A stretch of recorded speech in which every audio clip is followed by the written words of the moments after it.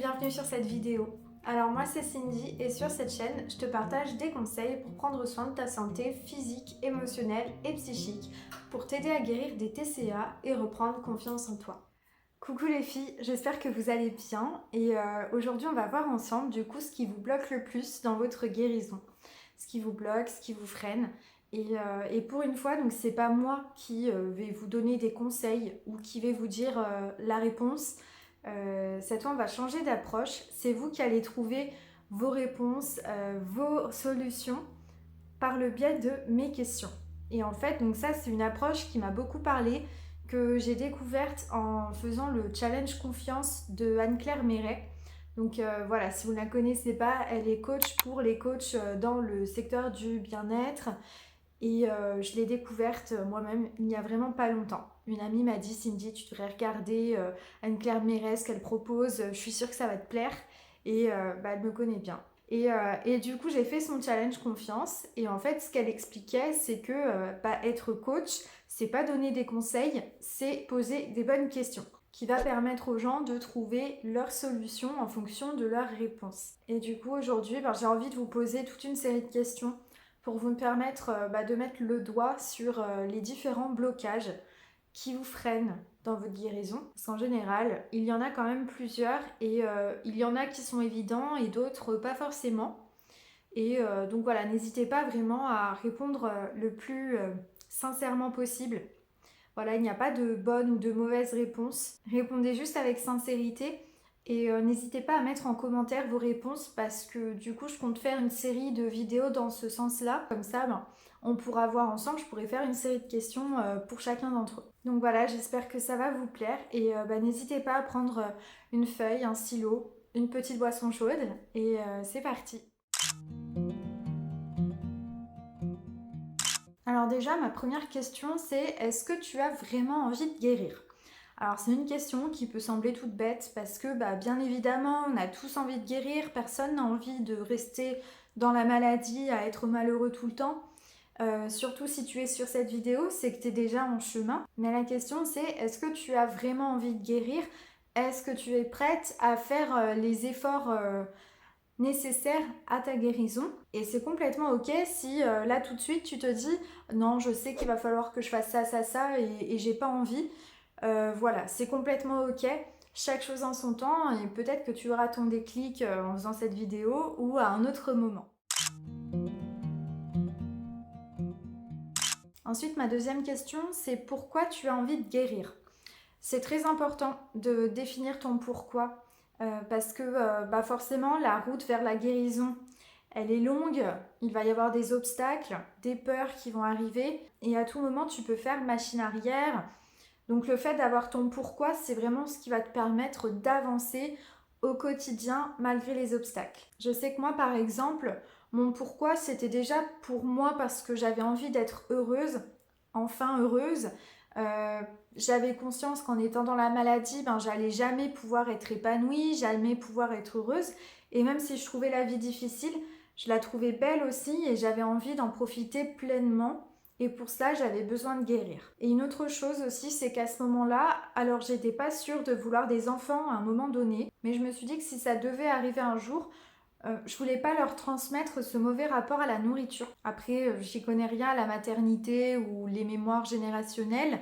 C'est vraiment une croyance qui est propre à moi où je me dis, voilà, au cas où, j'ai pas envie de leur transmettre de casseroles négatives de mon passé. Et je dirais que mon troisième grand pourquoi, c'était ma santé, pour ma santé. Parce que le jour où il y a eu du sang dans mon vomi, ça m'a vraiment fait hyper peur.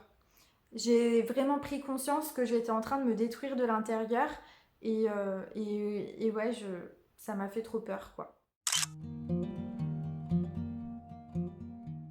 Ensuite, ma troisième question, c'est quelles sont les peurs que tu as actuellement par rapport à la guérison? Moi, par exemple, j'avais peur de grossir, j'avais peur de ne plus rentrer dans mes vêtements, de devoir tout racheter, de devoir peut-être porter des vêtements par défaut, voilà, qui me plaisaient pas forcément. J'avais peur du jugement qu'on allait émettre sur moi, que ce soit les jugements par rapport au fait d'avoir grossi ou juste par rapport au fait d'être malade, parce que du coup à ce moment-là, pas grand monde n'était au courant de mes TCA. J'avais peur de ne pas y arriver, j'avais peur de ne pas avoir les moyens de guérir, de ne pas être en capacité de guérir, de ne pas être assez fort de guérir, enfin bref, de ne pas être assez pour guérir. Et une autre chose aussi qui me faisait peur à l'époque, c'est que à ce moment-là, j'étais coach dans le bien-être et mon corps était le reflet de mon activité, des services que je proposais.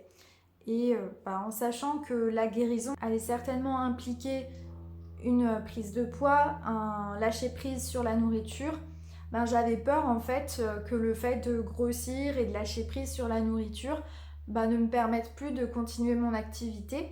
Et voilà, à ce moment-là, pour moi, c'était pas envisageable d'arrêter. Après, j'étais dans un système assez particulier dans le marketing de réseau. Et voilà, moi, maintenant, avec le recul, c'est un système que je n'aime pas, que je trouve pas très sain.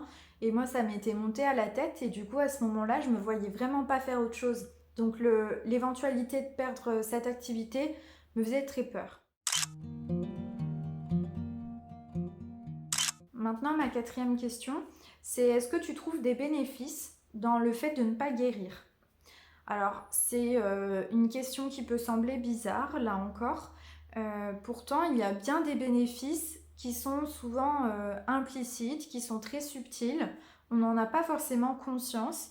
Et moi, c'est une question qui m'a été posée, qui a vraiment remis beaucoup de choses en question. Moi, pour ma part, je sais que l'un des bénéfices à ne pas guérir, c'était le maintien de ma silhouette qui me permettait du coup de maintenir mon activité de coach, comme je vous le disais. Donc me maintenir dans une zone de confort qui était quand même inconfortable à ce moment-là. Ça contribuait à maintenir la croyance que j'avais à ce moment-là que je trouverais l'amour plus facilement si j'avais une silhouette sportive. Et ça me permettait aussi du coup de maintenir le regard un peu admiratif entre guillemets que les gens portaient sur moi par rapport à mon évolution physique. Voilà, parce que je partais d'une fille qui avait du surpoids un petit peu à une nana qui était devenue sportive, fit, tout ce que vous voulez. Et donc voilà, j'avais peur de ça, de revenir en arrière, de reprendre du poids et tout ça. Ensuite, un des autres bénéfices que je trouvais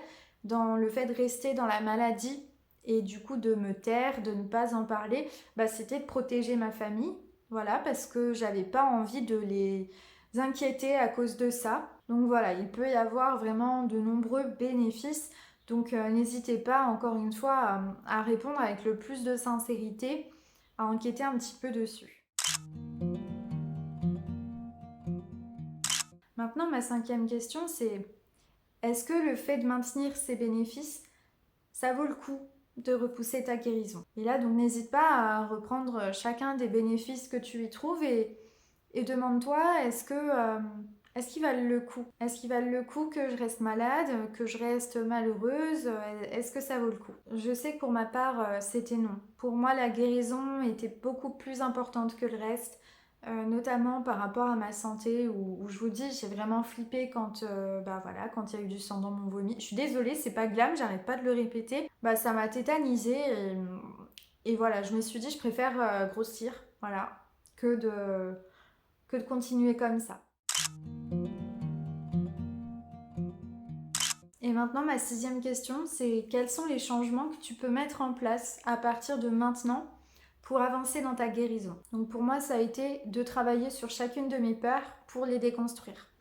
Donc voilà, c'est pour ça que je vous disais, n'hésitez pas à me mettre en commentaire les peurs que vous avez, les blocages, parce que du coup, ça va me permettre de vous proposer une vidéo dédiée à chacune des peurs pour aller encore plus en profondeur sur ces blocages. Ensuite, une deuxième action mise en place, ça a été de mettre un point final aux différents plans de ma vie qui me maintenaient dans ma maladie et du coup mettre un point final, notamment mon activité de coach. Parce que j'avais bien conscience que ça contribuait à mes TCA et que c'était très néfaste pour moi. Ensuite, j'ai décidé d'en parler autour de moi pour avoir le soutien de mes proches et pour voir ensemble comment faire pour guérir. Enfin, en tout cas, j'avais vraiment besoin de soutien.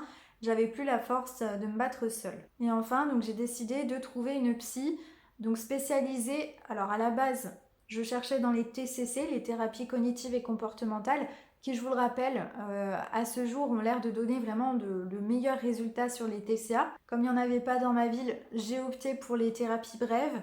Mais en tout cas, voilà, j'étais dans cette démarche de trouver une professionnelle pour m'aider. Donc voilà, pour conclure cette vidéo, j'aimerais te poser une dernière question. C'est qu'est-ce que tu retiens de tes réponses à ces questions? Est-ce qu'il y a des choses qui t'ont marqué? Est-ce que tu as eu des déclics sur certaines choses? Est-ce que tu as enfin ton plan d'action qui est mis en place? Qu'est-ce que tu en retiens principalement? Là encore, n'hésite pas à me le mettre en commentaire, je serais trop contente de te lire. Après voilà, je sais pas si tu avais été aussi loin dans tes réflexions par rapport à tes TCA, par rapport à tes blocages, en sachant que dans cette vidéo aujourd'hui, ça reste relativement léger au niveau des questions, mais c'est pour mieux approfondir dans les futures vidéos chacune des peurs qui te bloquent dans ta guérison. Donc voilà, vraiment n'hésite pas à prendre le temps de relire tes réponses pour bien les remplir. N'hésite pas à te relire un petit peu tous les jours parce qu'on pense toujours à de nouvelles choses. En tout cas, si cette vidéo t'a plu et qu'elle t'a aidé, n'hésite pas à t'abonner si c'est pas déjà fait, à activer la petite cloche, à laisser un petit pouce bleu. Voilà, ça permet de soutenir mon travail et ça fait plaisir. Ça me permet de voir qu'il y a une utilité à mes vidéos et que je vous aide vraiment. Donc ça fait plaisir. Et en tout cas, en attendant les prochaines vidéos, prends soin de toi. Bye.